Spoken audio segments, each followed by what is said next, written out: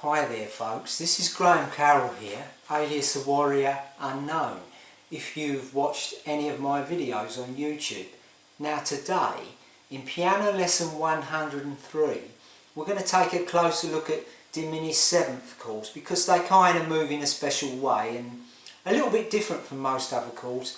So I just wanted to give you a more in-depth description so we're going to do a bit of harmony revision on these chords, so let's go for it. So this is middle C, this is my right hand. Now you know that if I play a C major triad in root position, if I flatten the third, if I lower the third a semitone, it gives me C minor. If I lower the fifth a semitone, it gives me C diminished.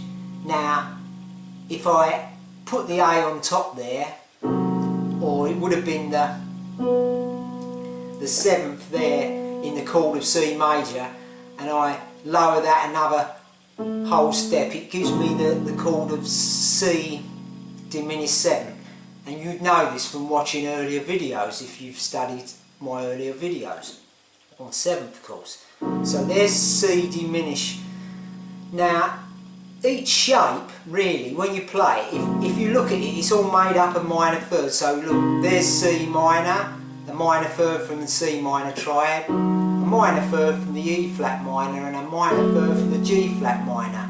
And whatever diminished chord you play, it's built exactly like that. It's just three minor thirds. Diminished seventh chord is three minor thirds stacked together. So if I move this up, if I move this up a minor third, the whole shape, and put the C on top, like that folks, I've got the E flat on the bottom. You could say, that's E flat diminished seventh. If I do it again, and I put the G flat on the bottom, and I've got the E flat there on top, you see, and the C and A there in the middle, I could say, that's G flat diminished 7 or F sharp diminished 7. Do the same again, move up again, keep the A on the bottom, F sharp on top. What have I got? A diminished 7th, and then if I do it again, I'm back to where I started on C diminished 7th. So this pattern, so you've got 4 keys there that you've already covered, but that goes all the way up the keyboard and all the way down in the same way. Now if I move this C diminished 7th chord up a semitone, a half step, I've got C sharp, it's going to be exactly the same. So if I move up in minor thirds, like so, if I what notes have I got there? I've got C sharp, E, G, and A sharp or B flat. So if I move up to the next one, like that, you see I've got E diminished 7th. If I move up again, I've got G. Then if I move up another one, I've got B flat diminished 7th. You see that, folks? Just by moving, you just keep moving up in minor thirds and keep all the same notes. It's really the same kind of sound, but it just gives a kind of beauty to the music, gives it that unusual sound. Sometimes you hear it in horror movies, sometimes you hear it in jazz and bebop and all kinds of unusual music, but the diminished 7th chord is very useful, folks. So if I keep going, where am I?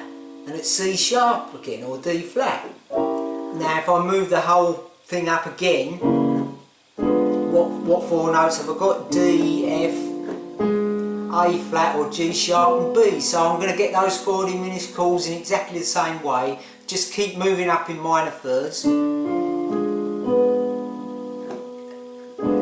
D diminished 7th,